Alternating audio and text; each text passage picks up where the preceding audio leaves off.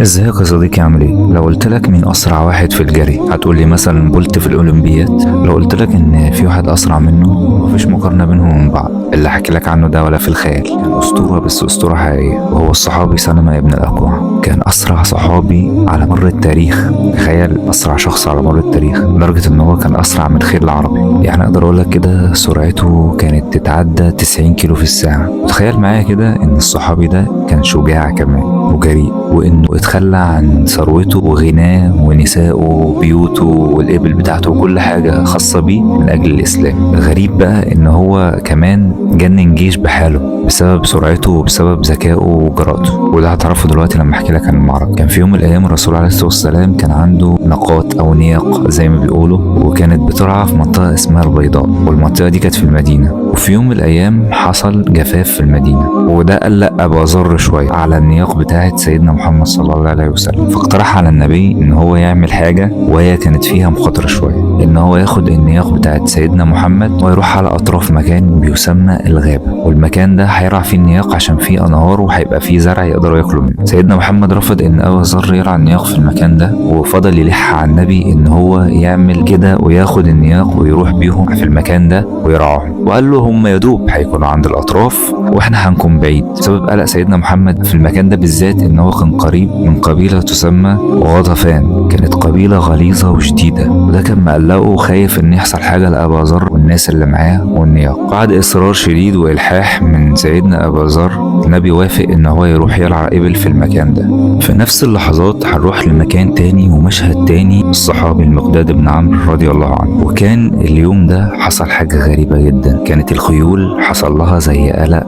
وهيجان وذعر شديد وما كانش طبيعي، وسيدنا المقداد بن عمرو كان قلقان وكان عاوز يعرف هي الخيل عامله كده ليه. قال يمكن جعانه، فراح بص على اكلهم لقى عندهم اكل والموضوع عادي ما فيهوش اي مشكله. راح بص على الاحواض قال يمكن عطشانه، لقى ان الاحواض مليانه وكل شيء تمام ومفيش حاجه تخليهم يهيجوا بالطريقه دي. فضل قلقان ويفكر ومش مرتاح، ويا ترى ايه اللي حصل. المهم بعد ما صلى الصبح راح يطمن على الصحابه، والنبي صلى الله عليه وسلم لقى كله تمام ومفيش اي حاجه الحمد لله. رجع برضو للحصنه لقاها برضو مش بتهدى. على الناحيه التانيه ناحيه ابا ذر والناقات وهي بترعى، الناقات شربت وربطوها خلاص وبيتوها وهم دخلوا يناموا. بس فجاه الصبح يصحوا على 40 فارس وداخلين عليهم يهجموا عليهم. ولما الجيش كان جاي مقبل على الإبل، راح ابن أبا ذر جرى على الجيش بسيفه عشان يقاتلهم، بس مع الأسف بضربة واحدة منهم قتلوا ابن أبا ذر. وهم كانوا مشغولين في إنهم ياخدوا الإبل، أبا ذر اتحرك وانتهز الفرصة وجرى على النبي صلى الله عليه وسلم، حتى كمان ترك زوجته هناك. المهم سلمة بن الأكوع كان رايح عشان يتفقد المياه ناحية الإبل،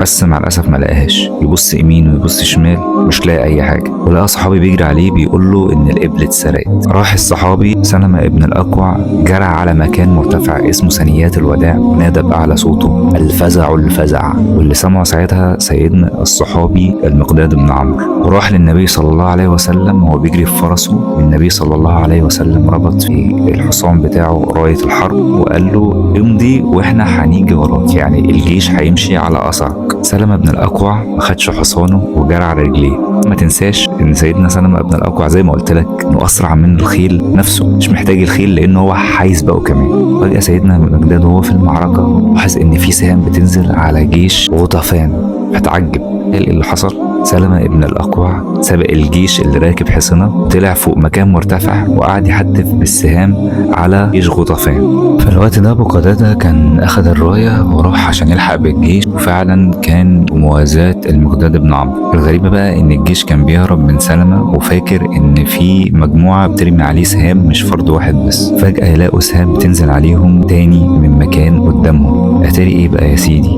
إن سيدنا سلمة سبقهم وطلع برضو على مكان مرتفع وقعد يحدف عليهم بالسهام برضه. الجيش اتجن وقعدوا يجروا ورا سلمة عشان يتخلصوا منه ويرتاحوا من وجع الدماغ ده، لدرجة ان سلمة ابن الأكوع عارف يوجههم لأي مكان هو عايز يروح. يعني كان هو بيسبقهم ويخلي الخيول تتعب شوية بسبب ان هو أسرع من الخيول وأقوى منهم، فبالتالي يروح يستخبى مثلا ورا شجرة يستناهم ويطلع مرة تانية ويوجههم، لدرجة ان الجيش نفسه هو بيهرب عشان يخفف المتاع بتاعه ويخفف أحماله عشان عشان يعرف يهرب اضطروا كل مرة يسيبوا ناقة، كل ما يجوا يمشوا شوية قدام يسيبوا ناقة من ناقات النبي صلى الله عليه وسلم عشان يخفوا الحمل من على الجيش. ساعتها سلمة ابن الأكوع جرى جنب الجيش وهو بيهرب، قال لهم قفوا قليلا قفوا قليلا انتظروا أربابكم من الأنصار والمهاجرين.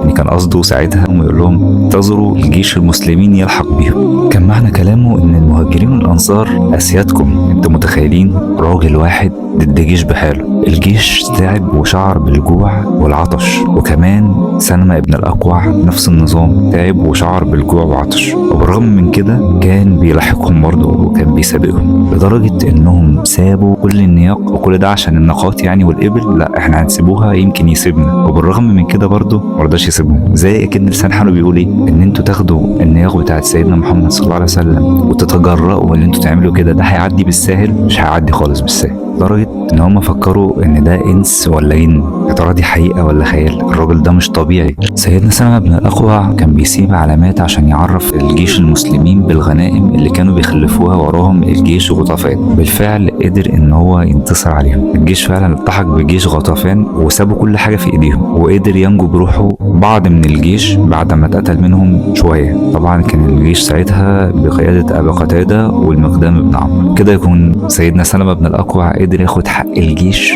وزيادة كمان. سيدنا سلمة بن الأكوع بيقول ان الرسول عليه الصلاة والسلام لما شافه قال له اللهم بارك له في شعري وبارك له في بشري أفلح الله وجهه. فرد عليه سلمة وقال ووجهك يا رسول الله. وبكده تكون من القصص الأعظم اللي عدت علينا في التاريخ قصة سيدنا سلمة بن الأكوع الصحابي اللي حارب جيش لوحده. أشوفكم في الحلقة الجاية، كان معاكم حكم.